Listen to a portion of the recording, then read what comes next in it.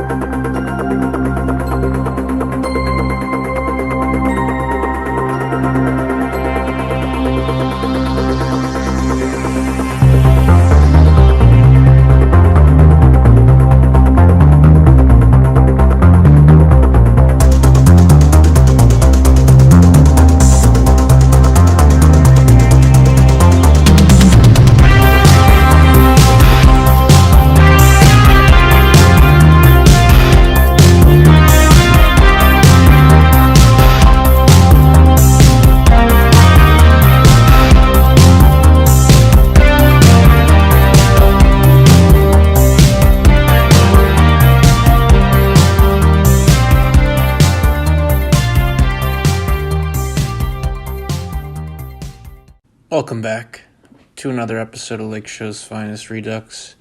I'm Charles Ryan, KB24 status, or yours truly, the biggest Lakers fan in the world.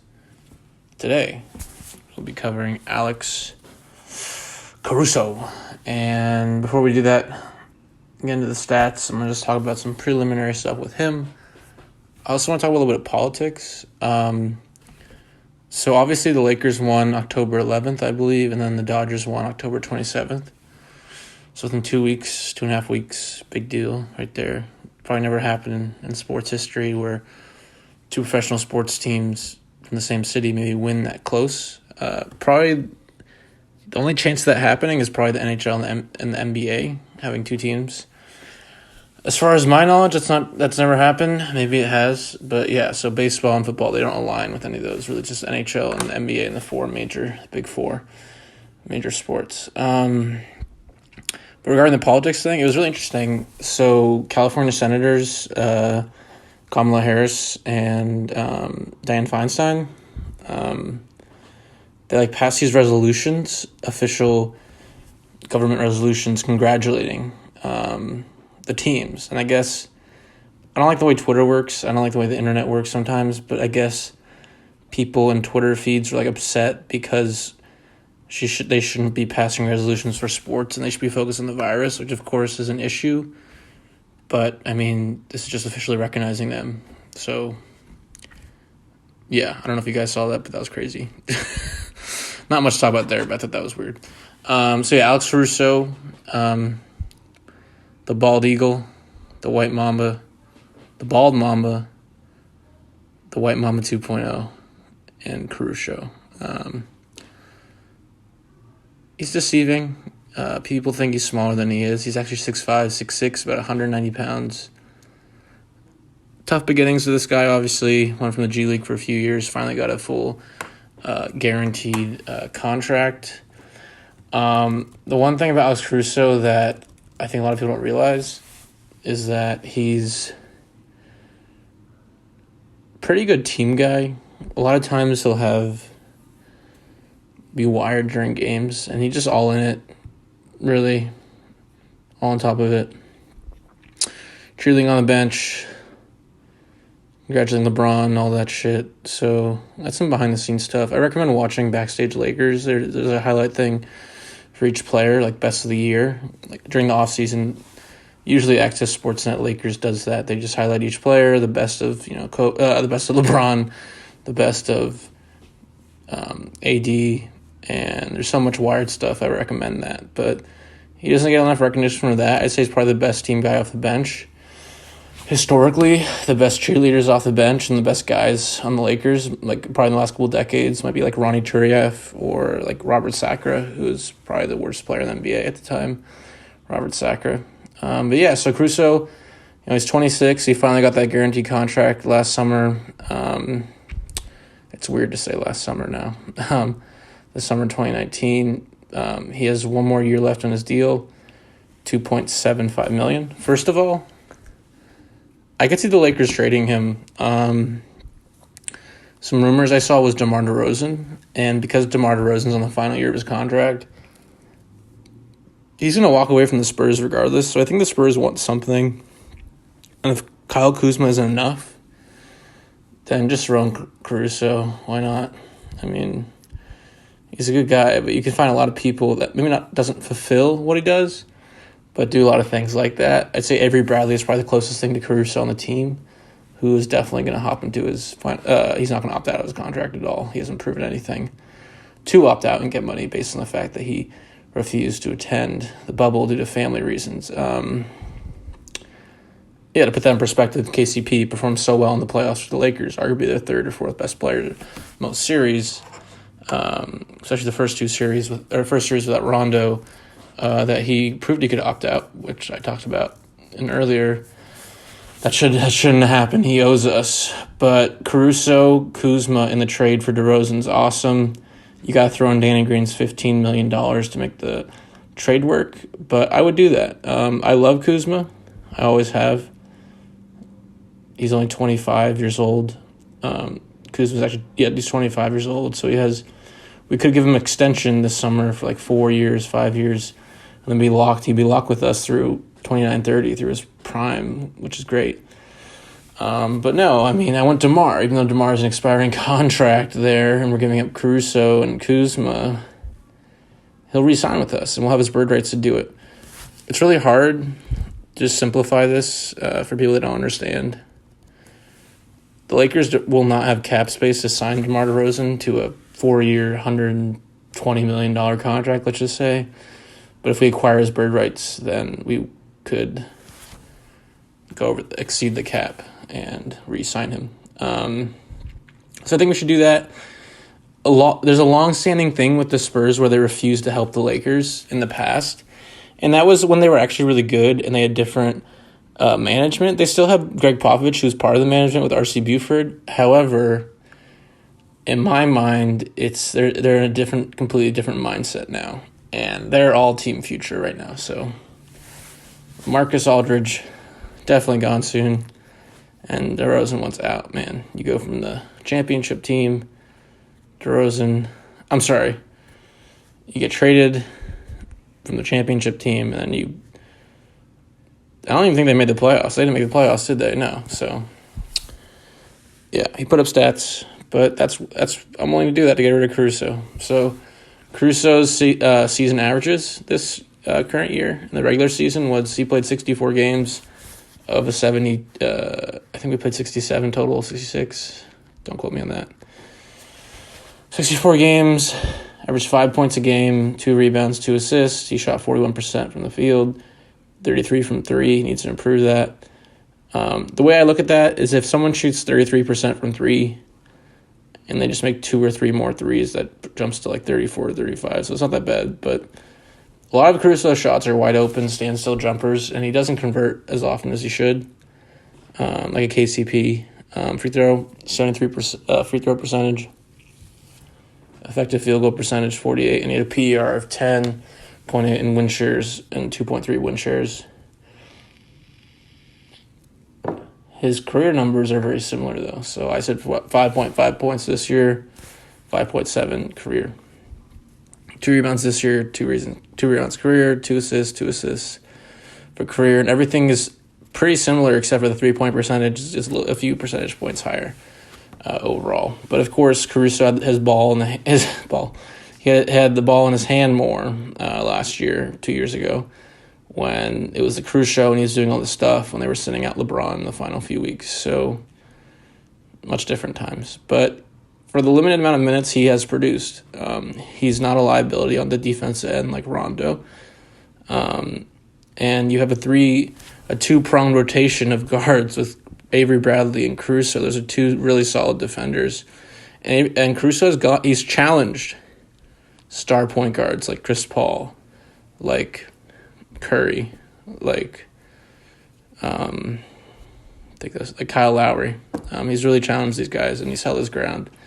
So when Rondo was out in the first round, there was worry if he can pick up the slack. He didn't always translate in points, but his plus-minus was always awesome, usually.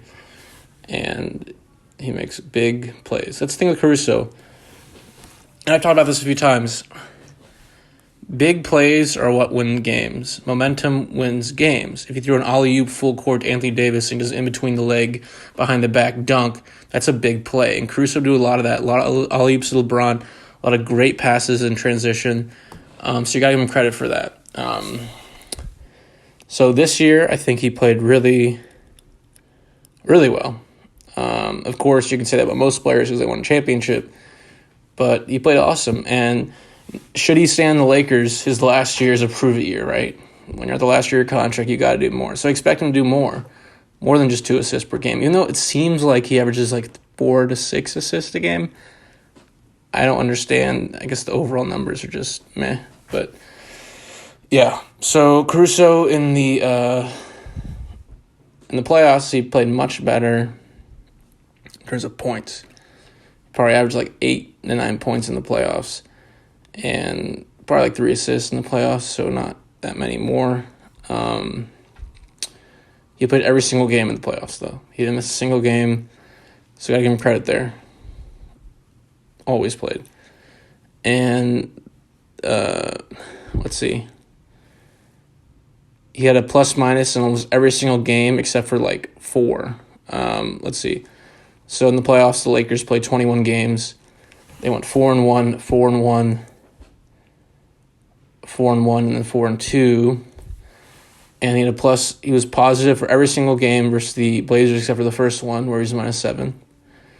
He was a positive every single game versus the Rockets besides the first one again, -15. So there's a little bit of a trend there. In the third round against the Nuggets, he was plus for 4 of the 5 once again with a -8 in the third game where the Lakers actually lost.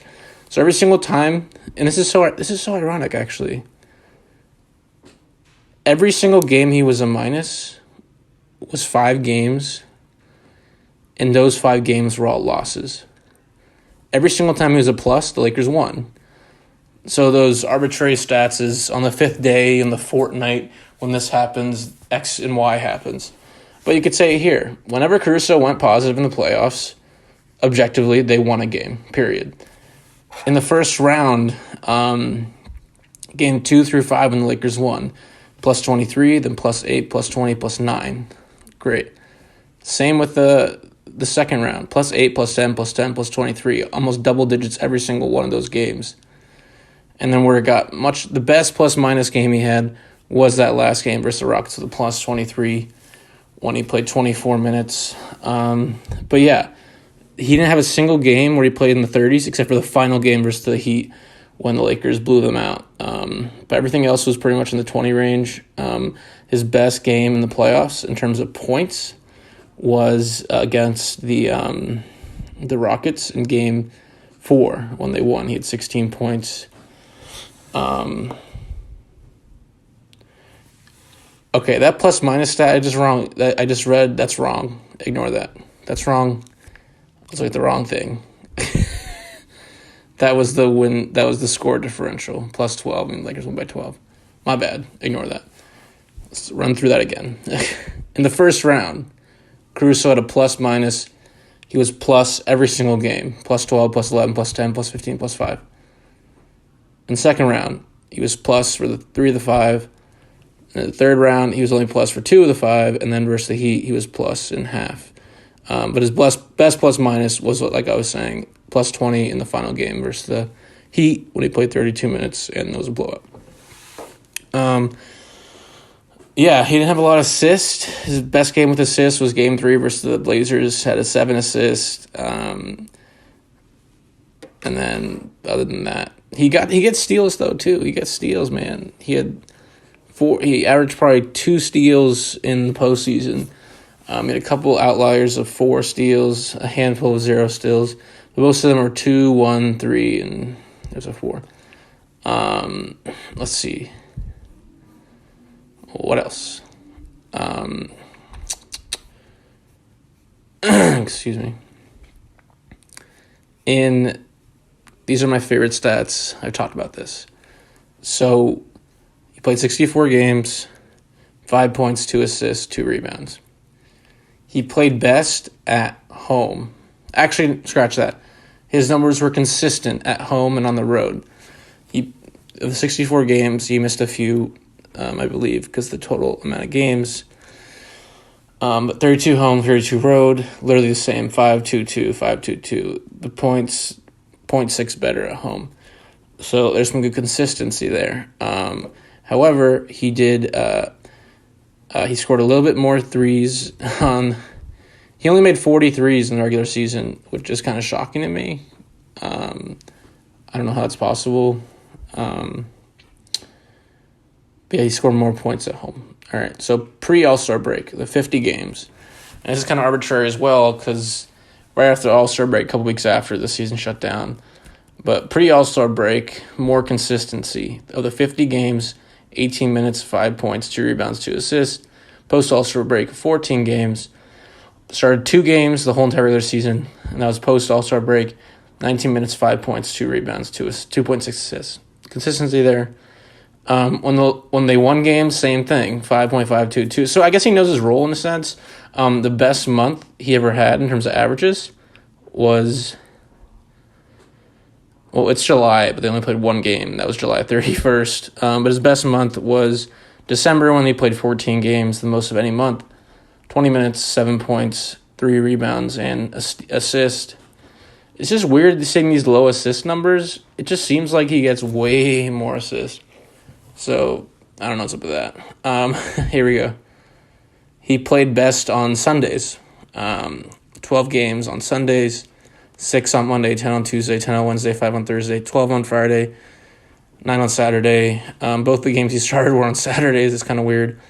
But yeah, the 12 games on Sunday, 18 minutes, 7 points, 2 rebounds, 2 assists. As a starter, those 2 games, he only played 6 more minutes and averaged only 1.5 more points.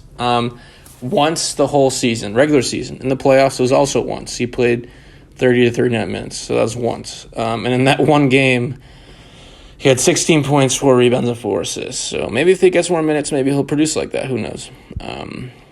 But in between that 30 to 39 value, he actually played 30 minutes on the dot. So it wasn't like a huge outlier. But 30 games was in between 10 and 19 minutes, 26 in between 20 and 29 minutes. He played best with no days rest. On back-to-backs, it only happened 6 times this year for the Lakers and Alex Caruso. 18 minutes, 9 points, 2 rebounds, 2 assists. His worst was on 2 days off, which happened 13 times. 18 minutes, 5 points, 2 rebounds, 1.5 assists. He played 24 games against the Eastern Conference, 40 against the Western Conference, and versus the East and the West, pretty much identical. Both 18 minutes a game, both 5.5 points, both 2 rebounds and 2 assists. So this guy, if you want a freaking painting for consistency, it's Alex Caruso.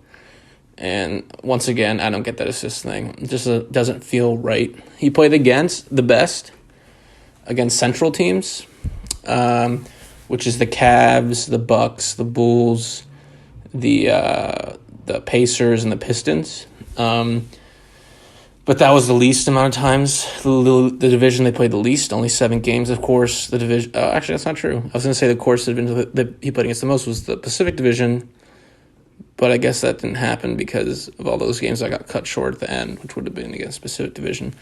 But he played the most against the Northwest, which was 15 games, and that's the Nuggets, the Timberwolves, the Thunder, the Jazz, and the Blazers. But yeah, those 9 games against the Atlantic Division. 7 games against the Central Division. He averaged 8 points, 2 rebounds, and 3 assists. The team he played the best against in terms of points was that one game against the Timberwolves that I talked about, which was 30 minutes, 16. If you want to ignore that and a team that he played more than once, it would be the Detroit Pistons. Actually, never mind. Detroit was also once 13 points, 3 rebounds, 3 assists. More than one game, it was the Sacramento Kings. He played them twice, 12 points, half a rebound, and 2 assists. The team he played the worst against, that he played twice, was the Boston Celtics and the Orlando. Actually, no, sorry, the Utah Jazz was the team he played the worst, that he played multiple times. He played the Jazz 3 times, 21 minutes, 3 points, 2 rebounds, 2 assists. For a team that he only played once was the Wizards. He played 19 minutes, 1 game against the Wizards, and 2 points, 3 rebounds, 3 assists. So those are those cool little weird stats I like to talk about. Excuse me. What other cool stats should we talk about? So in terms of his shooting, his field goals percentage was better in the playoffs. In the regular season, he shot 41%, but in the playoffs, he shot 43%. He shot worse in those playoff games, I think 21 playoff games. From 3, he shot 28% from 3 in the playoffs. Not good. But his effective field goal percentage was better in the playoffs, actually at 500.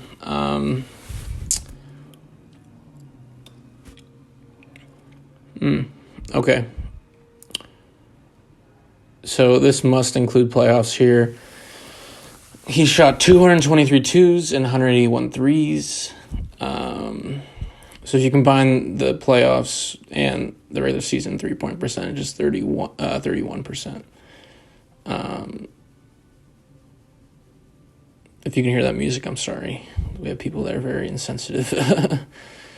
Most of his shots were from 3 this year, which is crazy. 181 threes this year. Made 57, including the playoffs. The second most was at the rim. And, of course, a lot of Caruso, probably like 10% of those 136 shots at the rim was dunks, big highlight dunks for Caruso. And he would be crafty, too, and gets to the rim sometimes. But a big play for Caruso was like curling off the wing and then just diving down and either stuffing it or alley-ooping or finger rolling it. At the rim, he shot it 136 times, made 95 shots, so he was 70% at the rim, which is solid. I'd say that's actually really good for a guard. Bigs are much higher at the rim, of course. And then he shot the worst from 10 to 16 feet at 4 for 26. Shot 15% from 10 to 16 feet. That is not good at all. He had 21 dunks this year. He missed 4. He had 2 hook shots this whole entire year. 246 jump shots, made 71 of them. 71 of 246 jump shots. That's awful. It's 29%. I don't know what's up with that for effective field goal percentage of 40 if you include the threes. Of those 71 makes, 57 of them were assisted, so only 14 of them were a shot that he had to create for himself. Layups he shot. So he dunked it. So he was in the paint about 156 times or so, and 21 of those were dunks. The other 135 were layups. He was 79 for 135 at the rim, I guess, for layups. So that's not good. That's 59%. I mean, I get it if you're contested, but still, 58%. It's not good for layups. He played the best in terms of field goal percentage in the second quarter. Most of his shots were in the second quarter, which makes sense. Obviously, he'd come off the bench. When he came off the bench in the fourth quarter, didn't shoot as well. But yeah, he was 28 for 68 in the second quarter of the season at 41% from 3. So in the beginning, when he came in his first stint, he played really well. Really, really well.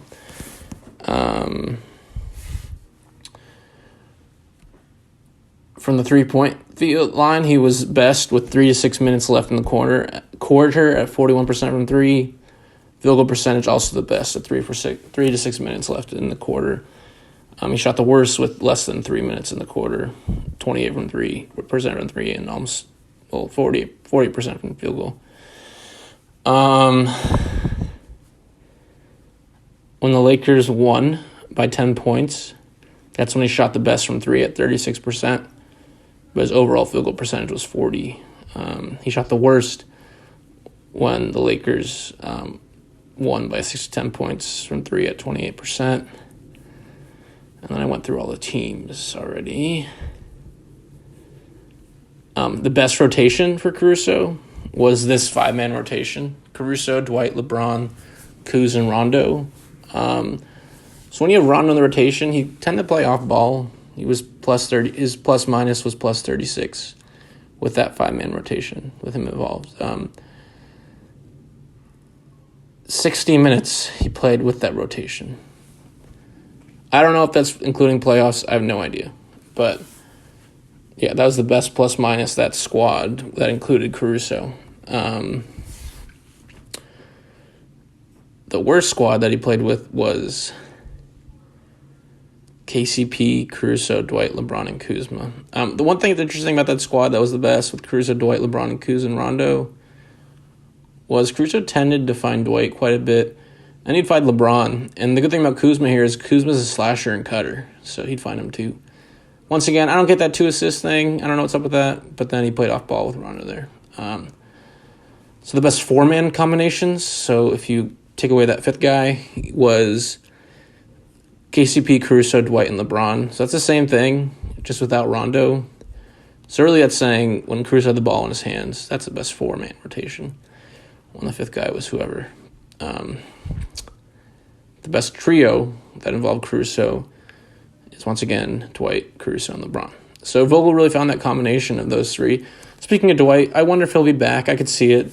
I don't think anybody will want to give him actual money, so we'll probably sign him for the minimum. And then the best 2-man combination, no surprise, Caruso and LeBron. LeBron and Caruso, LeBron played the best when Caruso was on the floor with him, and their plus-minus together was astronomical. One of the best in the league. Kind of funny to play. Everything I was saying was regular season. For the playoffs, the best 5-man rotation was not Dwight Howard. It was Anthony Davis instead of Dwight Howard. So it's KCP, Caruso, Anthony Davis, LeBron, Rondo. The worst in the playoffs was Caruso, Danny Green, LeBron, Kuzma, and Markieff Morris. So there's some couple guys I said that weren't even mentioned before. And then still the best 2-man combination in the playoffs was LeBron with Caruso. Not overall in general. It's probably LeBron and AD, but just that involved Caruso. So on the court, so his on and off percentage, effective field goal percentage was better when he's on the court. I mean, the Lakers overall, their offensive rating was much better with him on the court at 10.4. When he was off the court, it was 3.4 offensive rating. But yeah, that's the ratio, 7-point difference of offensive rating. And the assist ratio was higher, actually, when he was off the court. So I don't know what that says. In the playoffs, though, still better offensive rating with him on the court. And then here's my last little page right here. So Caruso, again, $2.75 million next year. We signed him with a room exception for 2 years. I hope we don't trade him, but I hope we do trade him for DeMar, but otherwise I wouldn't trade him. DeMar DeRozan's situation is very distinct. Like I said, once again, doesn't like the Spurs. Last year of his contract. DeMar DeRozan is a very interesting player because he's kind of a ball stopper. A lot of what he does is just dribble, pump fake, and needs the ball in his hands. Otherwise, doesn't do too much. He did get a lot of assists this year, but yeah. So that's Caruso. Final thoughts on him. I think he did have a great year. You could say about every player because they won the championship except for Avery Bradley. I'll say the only player that really failed us overall was Danny Green. However, in the playoffs, Danny Green played pretty well. Well, not pretty well. He played okay in the playoffs. When it mattered most, he came through. In the final game, he came through against the Heat. So, once again, Caruso was pretty good. The bald mamba, the bald eagle, the white mamba. LeBron seems to like him, so I don't know how LeBron's going to feel if he's gone, besides if it's DeMar DeRozan. It's just we have an interesting two-man combo there with Rondo and Caruso, and I really like it off the bench. With Rondo gone, should the Clippers sign him or he goes elsewhere? And I do think the Clippers will sign Rondo. I really do. Caruso's role is going to have to pick up, or going to have to get a better backup point guard. I don't know. Can we afford Fred VanVleet? Not really, but we'll see. So, yeah, that's the pod. Thanks for listening. Once again, I'm KB24 Status. Yours truly, the biggest Lakers fan in the world. If you listen this long, maybe comment, say that was good shit, not so good, whatever. Just say something. Please subscribe if you haven't. Also, I posted a video recently that showed off my room. I've done 3 of those videos, including this one. I did that one last week, I think. And I worked really hard in my room. It's like a man cave shrine type thing. I hope you guys like it. It's about 11 minutes long. It's a little bit long, but there's 11 minutes worth of stuff to show off, I guess. There's hundreds of items in my room. And I hope you guys check that out. It's 4K too. I haven't really done a 4K video yet. I have maybe like once. But so yeah. All right, thanks again. Take care and go Lakers. Peace.